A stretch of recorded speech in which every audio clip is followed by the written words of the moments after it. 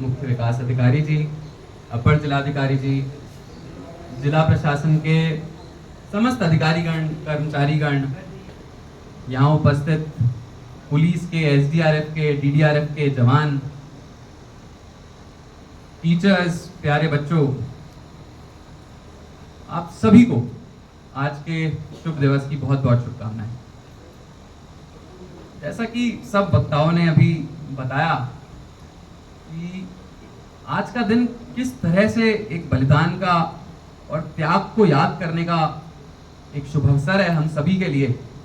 एक चित्र आप सबके सामने मैं बनाना चाहूंगा।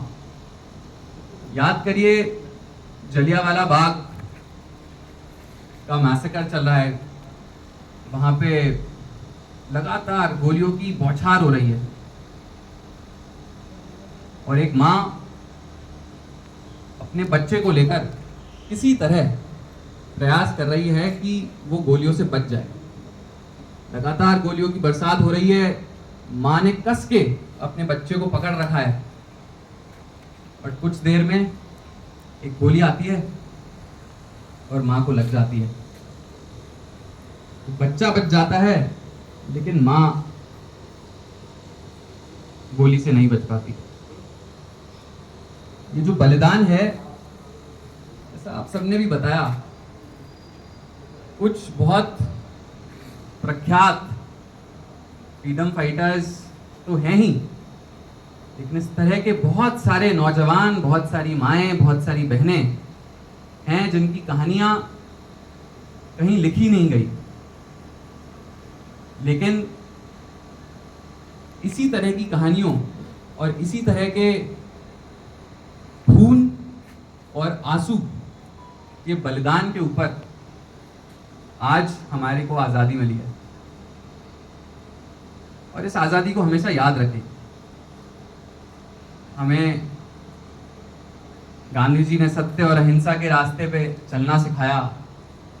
हमें रानी लक्ष्मीबाई ने वीरता का मार्ग दिखाया, किस तरह से महिला होने के बावजूद जंग लड़ी जा सकती है, शस्त्र पकड़े जा सकते हैं, आगे आया जा सकता है, वो सिखाया।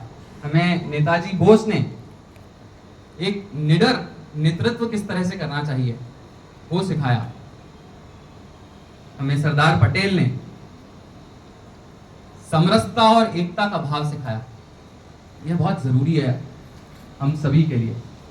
आज अगर हम देखें तो आज भी हम सभी का कर्तव्य है कि देश के लिए आगे बढ़ते रहें।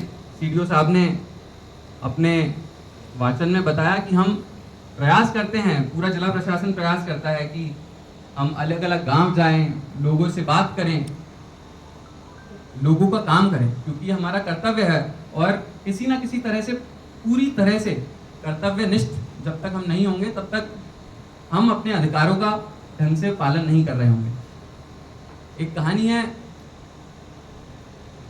चंपारण सत्याग्रह की। गांधी जी, आपको पता होगा, चंपारण सत्याग्रह के समय चंपारण के आसपास के बहुत गांव भी घुमा करते थे। वहां पे एक गांव में गए तो एक आदमी उनसे बोलता है कि बापू, मुझे पढ़ना लिखना तो नहीं आता, लेकिन हमें पता है आप हमारे लिए यहाँ पे आए हैं, मैं आपके साथ हूं। आज अगर आप और मैं भी अगर किसी गांव जा रहे हैं, या कोई फरियादी, कोई गरीब, कोई किसी भी योजना का लाभार्थी, किसी भी तरह से त्रस्त, किसी भी तरह से परेशान अगर नागरिक या समाज का कोई भी व्यक्ति अगर हमारे ऑफिस आता है, या हम किसी के घर पे जाते हैं, किसी के गांव में जाते हैं, और जब तक उसके मन में अगर ये भाव नहीं जगा पाए कि मुझे पता है आप आए हैं, मेरे लिए ही आए होंगे, जब तक हम ये भाव उसके अंदर नहीं जगा पाएंगे, तब तक समझ लेना हम अपने कर्तव्यों का इतना ढंग से पालन नहीं कर रहे। सराहना मैं करना चाहूंगा आप सभी की कि बहुत मेहनत से हम सब लोग काम करते हैं। बहुत विषम परिस्थितियों में इस जनपद में हम सब लोग काम करते हैं। सराहना करना चाहूंगा मैं हर एक उस व्यक्ति की जो कि बाबा केदारनाथ जी की पवित्र यात्रा संचालन के लिए इतनी मेहनत करते हैं। सराहना करना चाहूँगा मैं हर एक उस अधिकारी और कर्मचारी की जो कि ऐसे मॉनसून सीजन के टाइम पे जगह जगह पे जहाँ पे आपदा आती रहती है, कुछ ना कुछ भूस्खलन होता रहता है, अलग अलग परेशानी होती रहती है, और आप सभी लोग घर जाके मौके पे तैनात रहते हैं, लोगों की समस्याओं को जल्दी समझते हैं, उसका निराकरण करते हैं। सराहना करना चाहूँगा मैं हर एक उस कर्मचारी की जो कि कभी अगर कोई फरियादी अगर आपके पास आता है तो उसकी बात ढंग से सुनते हैं, समझते हैं, उसको सही तरीका दिखाते हैं। आज हमने जो हमारे कुछ कर्मचारीगण हैं जो उत्कृष्ट काम कर रहे हैं अपने अपने क्षेत्र में, कुछ सफाई का काम कर रहे हैं, कुछ आपदा के अंदर काम कर रहे हैं, कुछ अलग अलग कार्यालयों में, जल संस्थान, बिजली विभाग, अलग अलग जगह पे बहुत महत्वपूर्ण काम संभाल रहे हैं।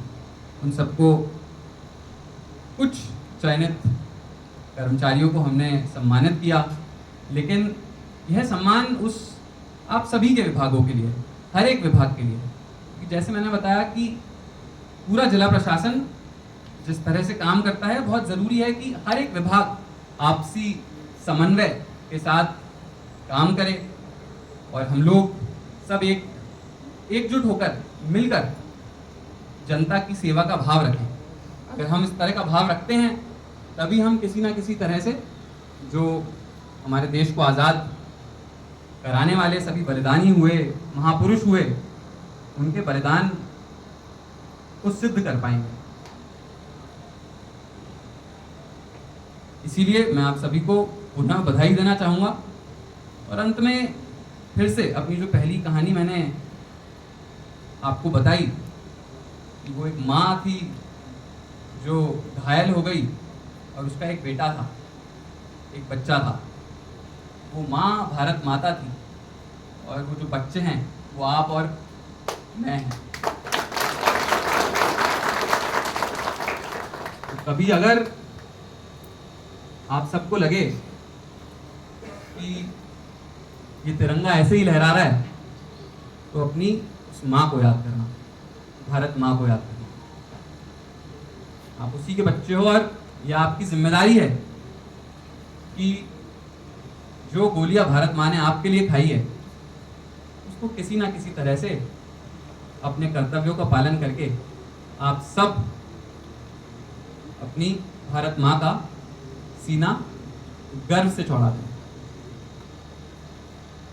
यह ध्यान रखिएगा जब आप इस तिरंगे को देखते हैं, जो केसरिया रंग है